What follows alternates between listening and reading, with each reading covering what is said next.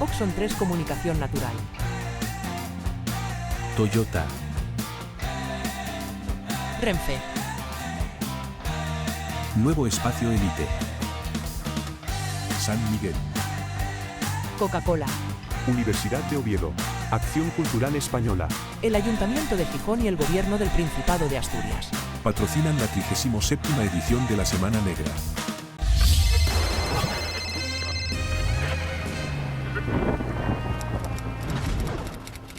Yo tenía razón, ellos no. Ahora toca a Juan Carlos Monedero, que debe andar por algún lugar, supongo, de este planeta. Espero que sea cercano a este cuadrante de Gijón. Y con él debería estar Paco Ignacio Taibo II para decir este es Juan Carlos Monedero. Pero no sé qué... que le están haciendo fotos ahora. Buen momento para hacerse fotos, justo cuando empezaría vuestra charla. Bueno, mientras tanto estamos viendo a estos preciosos personajes mudos pero que hablan en la realidad, que como estos dos no vengan pronto voy a dejar que suene lo que estábamos diciendo ahí arriba. Os aconsejo que vayáis a la Noria, deis una vuelta y veáis Gijón desde arriba porque así sabréis cómo son los tejados, terrazas y demás gijoneses y mola un montón. Y podréis decir que os subisteis en la Noria de la Semana Negra, que es un monumento icónico no solo de la Semana Negra, sino de esta ciudad, que es ampliamente copiado, plagiado y reconvertido por festivales con menos alma que una piedra de esas que dibujaba también Edmond Baudouin y demás. Y yo puedo estar aquí hablando la media hora entera, pero todo el tiempo que me coma yo no lo va a estar gastando a Juan Carlos Monedero presentando su libro. Si me lo hubieran traído yo me ponía a hablar de él, no lo he leído, pero puedo hacerlo perfectamente. Bueno, creo que ya se acerca el profesor de la Universidad de Madrid. Anda, Gañán, siéntate aquí.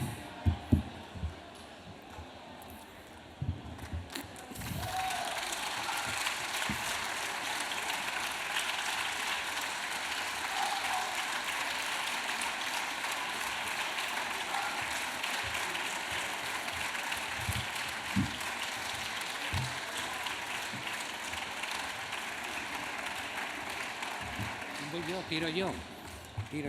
Siéntate en este lado. Habíamos contratado a un presentador y a una presentadora de reserva, los cuales no sé para qué diablos los contratamos porque no ha venido ninguno, así que te va a tocar que sea yo nuevamente quien te presente, pero ya sabes que mi idea de presentante es decir, está con ustedes Juan Carlos Monedero. Todo tuyo. Muchas gracias.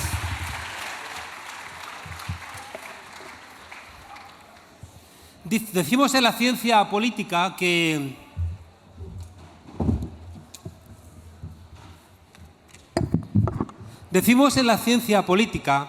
los libros importantes son los libros que convocan a la transformación. En los años 30 decía Ortega y Gasset aquello de que lo que nos pasa es que no sabemos qué nos pasa. Y en mitad de esta incertidumbre, cuando no estamos entretenidos con un partido del siglo, cuando no estamos entretenidos con una serie imprescindible, cuando no estamos entretenidos con algún suceso bien relevante, pues resulta que nos faltan elementos para entender la confusión de la época. Una confusión que tiene que ver con algo que dijo Benedetti, que es que cuando teníamos las respuestas nos cambiaron las preguntas. Estoy absolutamente convencido y aún más después de que el esfuerzo que hicimos enorme en este país, después del 15M, después del movimiento de los indignados, de articular una respuesta política, fue boicoteado por jueces corruptos, por empresarios corruptos, por policías corruptos, por políticos corruptos, que parece que lo que nos quieren decir es que el juego democrático solamente funciona cuando ganan ellos. Y creo que tenemos que hacer buenos diagnósticos porque tengo la sensación de que quieren llevarnos a callejones sin salida. Vengo ahora mismo, esta misma mañana, vengo de América Latina, vengo de un periplo por Venezuela, por México, por Colombia, y quiero compartiros algunas de las cosas que planteo en el libro, que tenéis que leerlo porque no puedo resumíroslo. El libro son 20 años de trabajo intelectual y trabajo político. No entiendo a panaderos que cocinaran o que cocieran pan solo para otros panaderos. Desprecio profundamente a los académicos que solamente escriben para otros académicos. La noche del fascismo está otra vez planeando por Europa. El fascismo nació en Italia y está gobernando una señora que se reclama seguidora de Mussolini en Italia. El nazismo nació en Alemania y la segunda fuerza política más poderosa de Alemania, Alternative für Deutschland, campa ya por sus respetos en ese país. En Francia, el país de los colaboracionistas del gobierno de Vichy, acaban de pararle los pies, pero no nos engañemos. La izquierda ha sacado un tercio, Macron otro tercio y la extrema derecha otro tercio. Por tanto, la izquierda es minoría y además en la izquierda que ha ganado está el Partido Socialista, que parece que a veces preferiría gobernar con Macron que con Mélenchon. En España constantemente está planeando el fantasma del PP y de Vox. Por tanto, parece que todo lo que ha ocurrido en estos últimos 40, 50 años no ha servido de mucho, cuando nos estamos otra vez arriesgando a repetir los errores. En el libro he intentado construir un mapa para que entendamos qué es lo que está ocurriendo. Un mapa que empieza en el año 45, cuando la derecha se había hecho nazi, fascista, fue derrotada y pusimos en marcha en Europa los estados sociales. Y la derecha tuvo que ceder, y las élites tuvieron que ceder. Con un punto de inflexión que es en los años 70, la crisis del Yom Kippur, la guerra árabe-israelí, crece la inflación, crece el desempleo, y entonces el modelo keynesiano, dicen, ya no funciona. Y en el año 73 comienza el modelo neoliberal, y nos dieron pistas, con el golpe de Estado contra Salvador Allende. Y llaman a los economistas que estaban en Chicago estudiando con Milton Friedman y les dicen: aquí tenéis este país, haced un laboratorio, aquí no hay sindicatos, aquí no hay partidos de izquierda, aquí no hay medios de comunicación. Y en Chile comienza el modelo neoliberal. En el año 73. En el año 78 nombran a un papa, Juan Pablo II, que el Señor tenga en su gloria, que se encarga, como papa polaco y anticomunista, en destrozar toda la influencia del Concilio Vaticano II, de la Iglesia de los pobres, del Papa Bueno, de Juan XXIII, que generó la teología de la liberación, que llevó incluso a algunos curas a tomar las armas para que su pueblo dejara de estar hambreado. En el año 79 gana Margaret Thatcher. En el 81 Ronald Reagan. En el 82 Helmut Kohl, Felipe González, Miguel de la Madrid en México. El modelo neoliberal se fue haciendo hegemónico. El modelo neoliberal lo conocéis todas y todos porque lo habéis sufrido en vuestras carnes. El modelo neoliberal es la apertura de fronteras, es la globalización, es la entrega de la economía española al Banco Central Europeo. Son los tratados de libre comercio en América Latina. El modelo neoliberal es la venta de las empresas públicas. ¿Qué voy a contaros aquí en Asturias? La venta de las empresas públicas, que se las entregó primero Felipe González y luego José María Aznar a sus amiguitos. Y resulta que las empresas más importantes del IBEX 35 hoy en España eran empresas públicas. Y hemos tenido que estar pagando facturas de 200 y 300 euros de gas y de luz porque las hemos privatizado. El modelo neoliberal es la desregulación de la economía para que pudieran hacer lo que les diera la gana, para que los bancos de depósitos fueran también bancos de inversión, para que los vendedores de preferentes como Albert Rivera pudieran engañar a nuestros mayores. El modelo neoliberal es mercantilizar todos los ámbitos de nuestra vida. El modelo neoliberal era contar que lo público no funcionaba y que lo privado era lo realmente relevante. 50 años de bombardeo con esa monserga. Las empresas públicas no funcionan, son las empresas privadas. El interés propio es lo que funciona. Ser egoísta es lo más relevante. Y 50 años bombardeándonos con documentales de National Geographic donde el león tiene derecho a comerse a la gacela. Y encima, un mensaje de fondo bombardeado en las universidades, en las películas, en los anuncios, de que tenemos que ser empresarios de nosotros mismos, que tenemos que vivir la vida como si fuéramos empresarios, estudiar no para aprender. Le preguntaba yo el otro día a mis alumnos, ¿por qué hacéis un doble grado? Y me dijeron, salvo 2 benditas chicas, que dijeron, estamos aquí para cambiar el mundo. El resto dijo, estamos haciendo un doble grado para ganar más dinero. La universidad convertida simplemente en un espacio de revalorización de la mano de obra, de la fuerza de trabajo. Nos han imbuido de esa idea de que ser egoísta es la manera de estar en el mundo. Pero resulta que, fijaos, en el año 2008, con la crisis de Lehman Brothers, eso se dinamita. Y esto es muy importante que lo entendamos.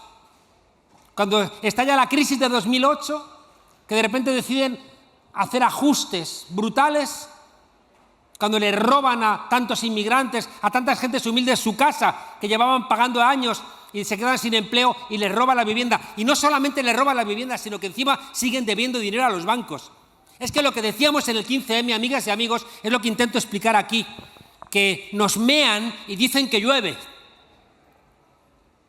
Y encima, cuando hacemos algo para enfrentarnos, nos mandan a policías políticas, a jueces corruptos, a periodistas corruptos, a políticos corruptos, a intentar estrangularnos. Pero no solamente a nosotros, lo habían hecho antes con los independentistas vascos, lo habían hecho con los independentistas catalanes. Y hoy lo están haciendo con los de la Suiza, están haciéndolo con la gente que está haciendo piquetes informativos. Lo están haciendo con cualquiera, lo están haciendo con Ada Colau, lo están haciendo con Mónica Oltra. Hay un libro que cuento aquí, que tendríamos todos que tener en la cabeza, de 1950, de Aimé Césaire, un tipo de Martinica, un negro que estuvo durante mucho tiempo militando en el Partido Comunista Francés hasta que creó su propia formación política. Y Aimé Césaire decía, lo que habéis hecho a los negros en Namibia es lo mismo que después hicisteis a otros alemanes en vuestro propio territorio. La colonización alemana de Namibia a las tribus Serore, a los Namas, a los Hotentotes, exactamente todo lo que le hicieron a ellos sobre el principio de que eran salvajes, todo lo que hicieron allí, luego lo hicieron a otros alemanes en el Holocausto. Todo lo que estamos haciendo, Occidente, en Gaza, si no lo paramos, si no los perseguimos, nos lo van a hacer a nosotros. Grabáoslo en la cabeza. Todo lo que estamos haciendo en Gaza lo van a terminar haciendo aquí. Y por eso la derecha, que es antisemita y está apoyando al gobierno de Netanyahu, no os equivoquéis, son antisemitas, odian a los judíos, se han educado en esa mierda. Y sin embargo apoyan a Netanyahu. ¿Sabéis por qué? Porque sueñan con poder hacernos a todos los de izquierdas lo que ellos están haciendo con los palestinos y las palestinas. Por eso os decía que el discurso de Aimé Césaire, de que hay un efecto boomerang, de que todo lo que se hace fuera termina volviéndote aquí, lo estamos experimentando con ese regreso de la extrema derecha. Resulta que cuando viene la crisis de 2008, la gente sale a protestar y las élites se asustan. Las élites son muy asustadizas.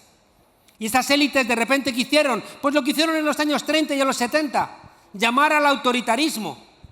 Recordad, en España, llamaron a Albert Rivera y no les funcionó. Y después de llamar a Albert Rivera, ¿qué hicieron? Pues llamaron a Vox.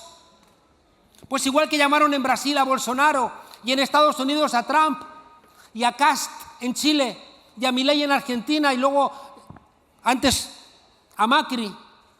En todos los países es idéntico, en todos. ¿Por qué? Porque las élites, ante la crisis del modelo suyo, decían, ¿qué hacemos? ¿Nos damos cuenta de que es una barbaridad lo que hemos hecho? ¿Damos marcha atrás y reconocemos el error? No, una vuelta de tuerca más. Y les está sobrando, amigas y amigos, el Estado de Derecho. No puedo resumiros en media hora el libro, pero ahí he intentado contar 2 cosas que son muy importantes, que las he aprendido con la experiencia. ¿Por qué nos cuesta tanto gobernar a la izquierda? Y os lo adelanto para cuando leáis el libro. Nos cuesta tanto porque ganamos el gobierno, no ganamos el poder lo tienen ellos. Ganamos el gobierno, pero ellos tienen los bancos, los medios de comunicación, la diplomacia, los clubes de fútbol, la jerarquía de la Iglesia. Dicen que el Papa Francisco es un bolchevique, porque ya no cena todos los días en la mesa de los ricos. Ganamos el gobierno y encima cuando ganamos el gobierno de un Estado heredado de 200 años donde los poderosos han ido dejando su huella cada vez que han ganado un conflicto. Pero eso no está escrito en las estrellas que tenga que ser así. Puede revertirse.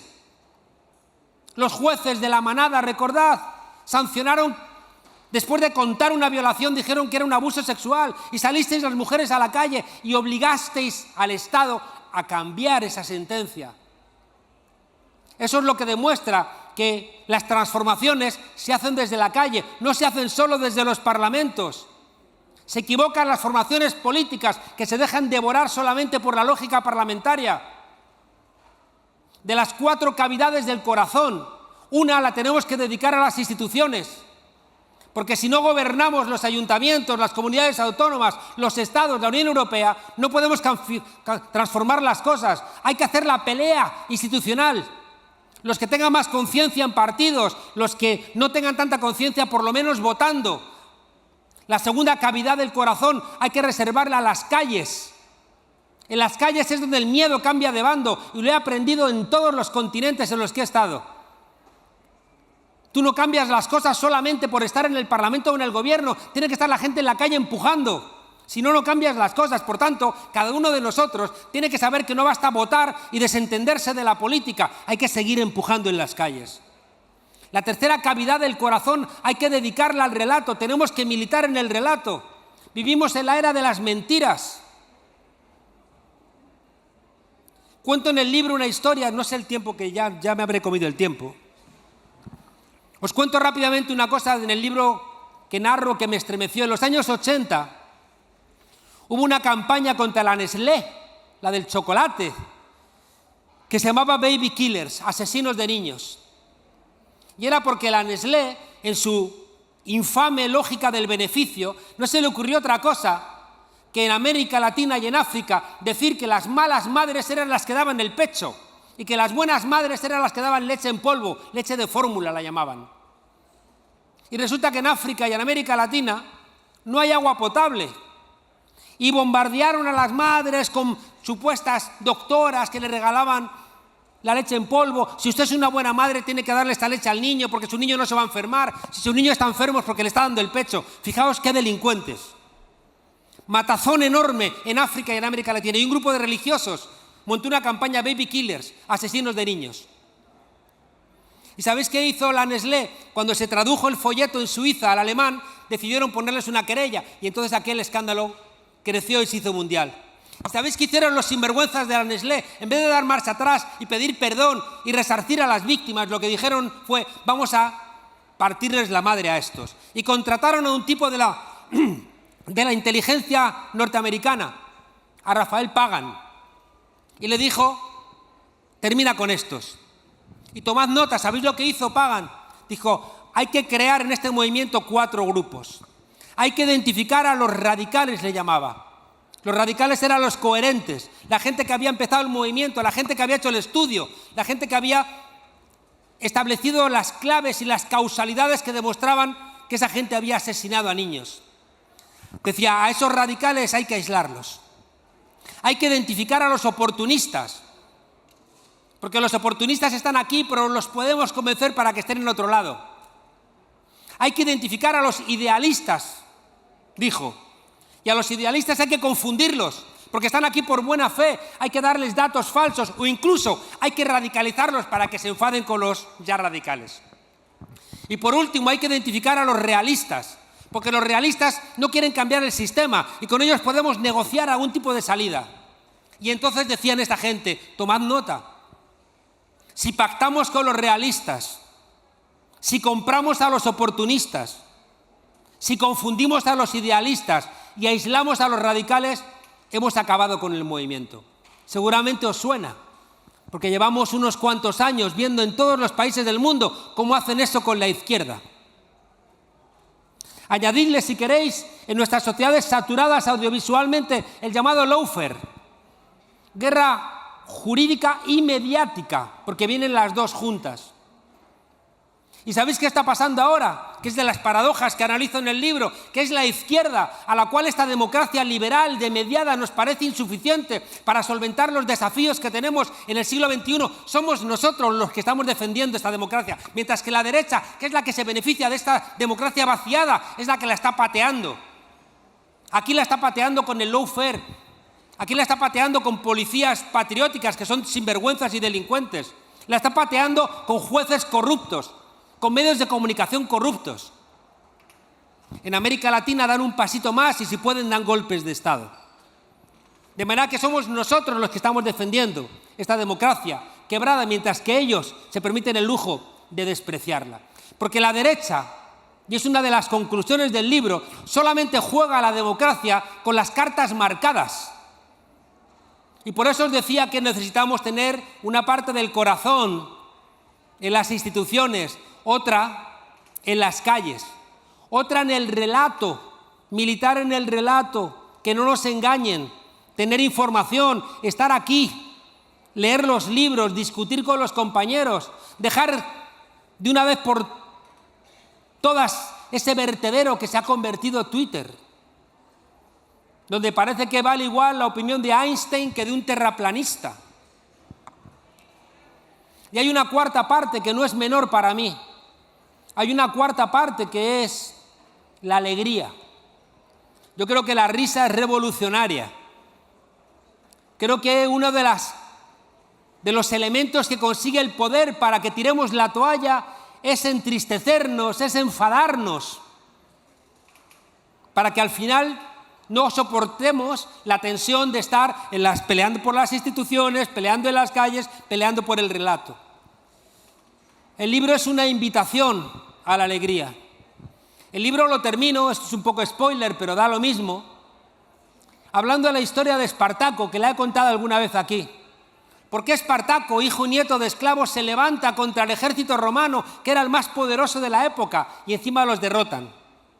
Y es porque en la Roma del siglo I a.C. se habían puesto de moda las peleas de gladiadores, con una enorme siniestralidad laboral.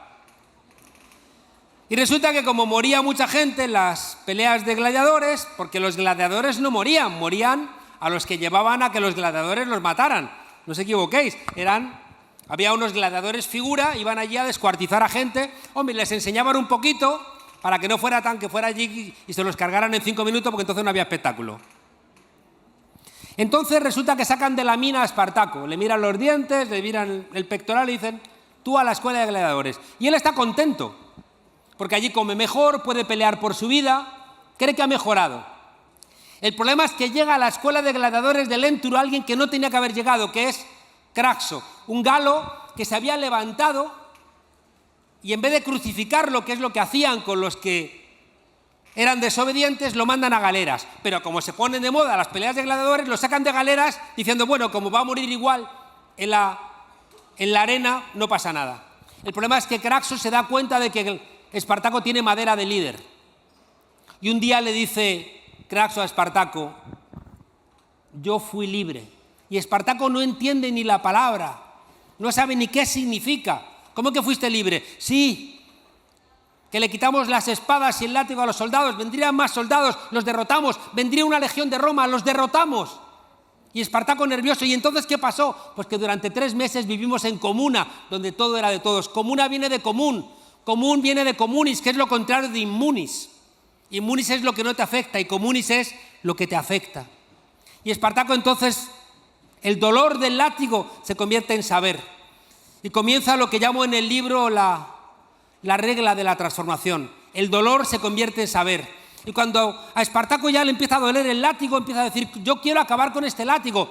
Doler, saber, querer. Y entonces él quiere acabar con el látigo, pero solo no puede. Y entonces empieza a buscar por todos lados y dice, necesito a mis compañeros. Y reúne después del almuerzo a los esclavos y les dice, ¿queréis ser mi pueblo? Hay algo que aquí, que tengamos a nuestro alrededor, que no hayamos construido nosotros. Y dicen los esclavos, todo lo hemos construido nosotros, algo es vuestro, nada es nuestro. Entonces en la revolución no tenemos nada más que perder que las cadenas. Doler, saber querer y cuando comienzan los esclavos, poder y al final hacer. Fijaos que en este viaje de doler, saber, querer, poder y hacer, si no te duelen las cosas, al final no las transformas. Por eso tenemos que ser otra vez dueños de nuestro propio dolor. Está bien que nos duelan las cosas. El dolor es una señal del cuerpo enfermo.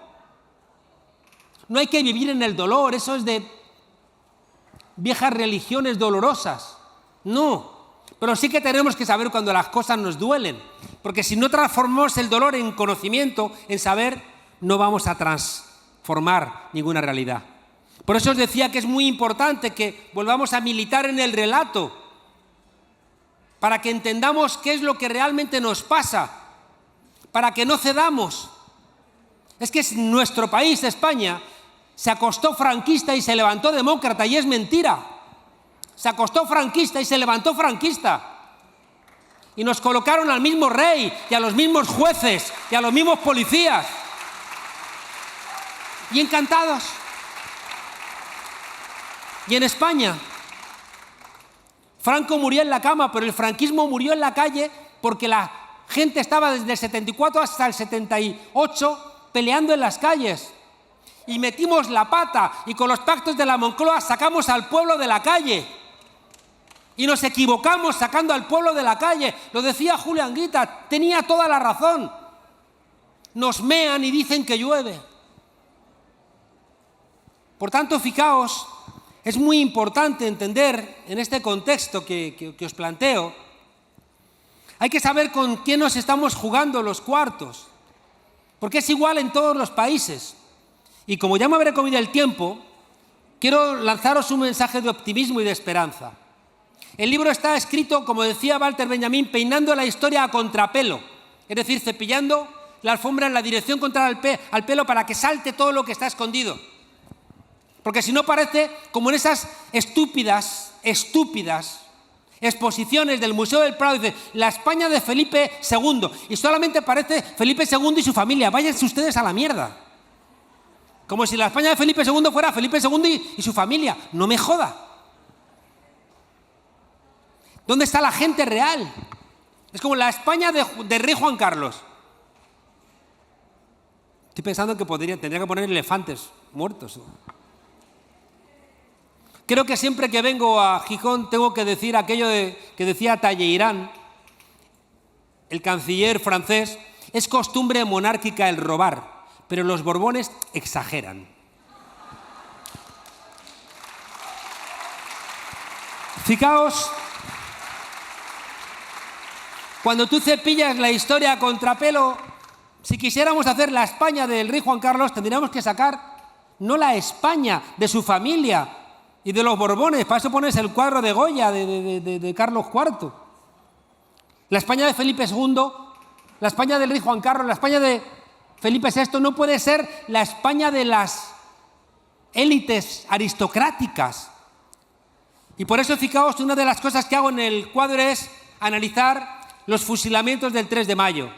Goya era un afrancesado que estaba convencido de que las tropas de Napoleón iban a traer el progreso a España, pero vinieron con los desastres de la guerra. Y en el cuadro, a la derecha, pinta el ejército de Napoleón, que era la razón, era la ilustración. Son todos soldados a los que no se les ve la cara, no tienen humanidad. Es la modernidad, es la eficiencia, pero sin rostro, con las líneas paralelas de las piernas, de los fusiles, todos uniformados. Enfrente está el pueblo desordenado, un tipo de rodillas con la tonsura, un tipo en el suelo en primer plano con un disparo en la cara. Y el tipo del frente, la España camisa blanca de mi esperanza, si vais al Museo del Prado, tiene llagas en las manos. Es un nuevo Jesucristo crucificado. Goya, que era un tipo que despreciaba a la Iglesia, pero dice, no queremos un progreso que mata a nuestro pueblo. Y el farol que hay en el medio, ¿a quién le da la luz? A la Ilustración, al siglo de las luces. No, se la da al pueblo. Esa es la mirada crítica de la ciencia política comprometida con el pueblo. Esa es la mirada de una ciencia política que puede transformar las cosas. Y esa es la mirada que yo he querido transformar en el libro. Dejadme terminar contándoos algo lleno de esperanza, porque a veces nos entristecemos. Pensamos que ya nos han derrotado y no, estamos en disputa, estamos peleando en todos los lugares. Y dejadme contaros por qué ha ganado Claudia Sheinbaum en México por 30 puntos de distancia al candidato de la derecha, que tuvo que venirse la pobre Cayetana Álvarez de Toledo. ¿Cómo vendría que ha tenido que decir gol de Lamine Yamal, viva España?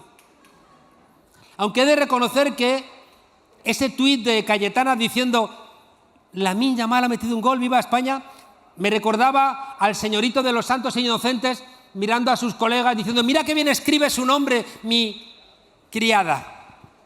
Porque tienen en la cabeza que todos los que hay a su alrededor no son sino sus mayordomos.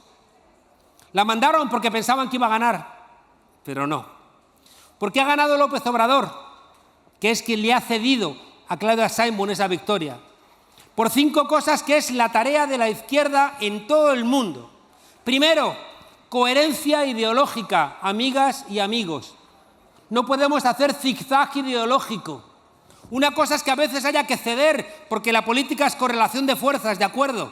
A veces hay que negociar, pero tú negocias desde lo político, no desde lo ideológico. Decía Gramsci, y ese es el corazón de este libro, decía Gramsci, tomad nota, decía, hay que golpear al adversario políticamente donde es más débil e intelectualmente donde es más fuerte. No puede ser que vuestros hijos se estén educándose en YouTube con influencers que les están robando todo lo que les habéis enseñado. No puede ser. Tenemos que quebrar ese principio o estamos perdidos. Por tanto, es muy importante que haya una coherencia ideológica. López Obrador la tuvo frente a los Estados Unidos, frente a las multinacionales, frente a Repsol, frente a cualquiera que quisiera quebrar su línea ideológica, contra sus propios asesores que le decían cede, cede, cede. Estoy hasta las narices de la izquierda cobarde, de la izquierda que no se atreve a mantener sus principios ideológicos. No cedas. Cuanto más cedas, más te van a pedir que cedas. Mantente firme. Mantente firme, creedme. Es una cosa que funciona en todos los lugares del mundo. Coherencia ideológica. En segundo lugar, coherencia absoluta entre lo que dices y lo que haces. Los liderazgos tienen que ser ejemplares. Los liderazgos tienen que expresar lo mismo en su comportamiento diario que lo que estamos planteando. Los líderes políticos de la izquierda tienen que adelantar en su comportamiento el modelo de sociedad que estamos prometiendo a la gente. Por tanto, tenemos que ser más exigentes con nuestros líderes. Tenemos que exigirles coherencia absoluta entre lo que dicen y lo que hacen. En tercer lugar, ya estoy terminando. En tercer lugar, muy importante, si estás en el gobierno, es verdad que tienes el gobierno y no tienes el poder, pero tienes la obligación desde el gobierno de presionar a los demás poderes para que hagan su tarea. Y desde el gobierno, si lo tienes, si lo ha hecho López Obrador, si te tienes que enfrentar al Poder Judicial, te enfrentas al Poder Judicial, porque es donde se está escondiendo la derecha y la extrema derecha para no reconocer la democracia cuando pierde las elecciones. Hay que plantar cara al Poder Judicial, si no acaban con nuestra democracia. Hay que obligar al Parlamento a que legisle y el Ejecutivo tiene que también que hacer su tarea, igual que la policía tiene que hacer su tarea, igual que el Ejército tiene que hacer su tarea. No puede ser, como hemos visto ayer, que resulta que hay policías que estaban investigando a diputados. ¿Pero por qué? ¿Sabéis por qué? Porque España se acostó franquista y se levantó franquista. Y los mismos policías pasaron a ser policías de la democracia y eran los policías corruptos de la Brigada Político-Social. Igual que los jueces, que es acojonante, los jueces de la Brigada Política y Social al día siguiente estaban todos o en la Audiencia Nacional o en el Tribunal Supremo. ¿Pero qué se puede esperar de esos jueces que toda la vida habían sido franquistas, que de repente ahora van a abrazar la democracia? No nos engañemos, hay que decirle a Pedro Sánchez, si necesitas más días, tómate más días, pero realmente haz algo contra esos jueces que están acabando con la democracia en España. No te estás dando maldita cuenta de que esos jueces están dinamitando la democracia aquí. Encarcelaron a Lula, están persiguiendo a Rafael Correa, a Cristina Fernández de Kirchner. Los jueces están acabando con la democracia. Cuarto, gente, partidos movimiento. He visto en todos los lugares, que el primero se fragmenta el partido por peleas internas. Después se rompe la coalición, después se rompe el gobierno y después viene la extrema derecha. Os repito, Peleas internas en el partido por familias, porque son familias, porque no funciona el partido movimiento, porque no es la gente la que exige que dejen de pelearse. Cuando se rompen los partidos internamente, se rompen las coaliciones de izquierda. Después caen los gobiernos y después viene la extrema derecha. Por tanto, tenemos la obligación de pelear por partidos movimiento. Y si los líderes no son capaces de ponerse de acuerdo, compañeros y compañeras, que se vayan a su casa. Que se vayan a su casa. No podemos estar fragmentados. Y hay razones de sobra. Tiene muchísimas razones Evo Morales contra Lucho Arce, y Lucho tiene muchas razones contra Evo Morales, pero si siguen peleándose, viene la extrema derecha en Bolivia. Se pelearon en Argentina y tenían muchas razones, pero se pelearon y vino el loco de Milei. En todos los lugares aquí nos peleamos, y la izquierda, que tuvo 6 millones de votos, 6 millones de votos, y gobernó con 5.300.000. Con 5.300.000, Pedro Sánchez, pero la pelea interna hace que esté rondando la derecha con la extrema derecha, o que el Partido Socialista pacte con el PP la renovación del Consejo General del Poder Judicial, que es regresar al bipartidismo. Y uno dice, ¿tanto esfuerzo estos 10 años otra vez para repetir la misma mierda? Por tanto, gente, hay que pelear por el partido movimiento. Y lo último, y ahí nos compete a todos nosotros, hay que comunicar de otra manera. Comunicar no es... Y hay una experiencia personal, comunicar no es solamente estar en los medios de comunicación, no es estar en las televisiones o en las redes, hay que bajar a la calle, a estar aquí con la gente, a que te toquen, a que te escuchen, a que te vean, a que sepan si estás diciendo la verdad o estás contando milongas. No valen partidos posmodernos que solamente creen que por salir en la televisión ya lo tienen todo logrado. No, López Obrador se ha recorrido 4 veces México. Hay que estar en la calle, que hay que también, por supuesto, estar en los medios de comunicación, pero hay que estar también en las calles, si no, no funciona. Por tanto, al final, en el libro cuento 2 capítulos muy importantes. Uno es ¿por qué nos cuesta tanto gobernar? Y el otro es ¿cómo podemos construir esos partidos movimiento? Os lo resumiría, por entonces no compraríais el libro y tenéis que poneros un poquito en marcha. Lo que sí que quiero terminar es diciéndoos que sí, dedicamos una parte, una de las cavidades del corazón a la pelea institucional, otra cavidad del corazón a la pelea en las calles, otra cavidad del corazón a la pelea en el relato, a leer, a estudiar, a aprender, a decir que la verdad es revolucionaria, y nos guardamos la última cavidad para la alegría. Se nos llenará la cabeza de conciencia, y como siempre digo, nombrando a mi amigo Bertolt Brecht, solo los pueblos con conciencia son los pueblos que tienen esperanza. Adelante, compañeras y compañeros.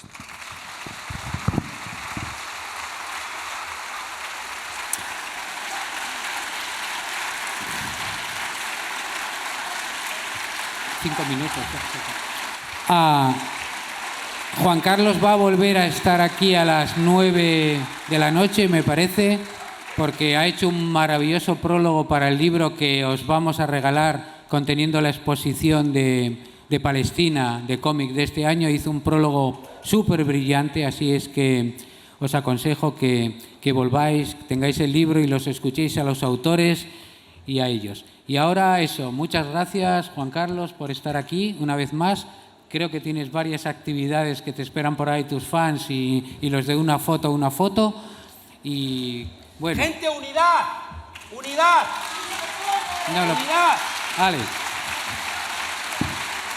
Y va a estar firmando ahora y libros. Esto es para que compréis el libro. Mucho aplaudir, pero como no le compréis el libro, poco habremos logrado. Oxon 3 Comunicación Natural. Toyota. Renfe. Nuevo Espacio Elite. San Miguel. Coca-Cola. Universidad de Oviedo. Acción Cultural Española. El Ayuntamiento de Gijón y el Gobierno del Principado de Asturias. Patrocinan la 37ª edición de la Semana Negra.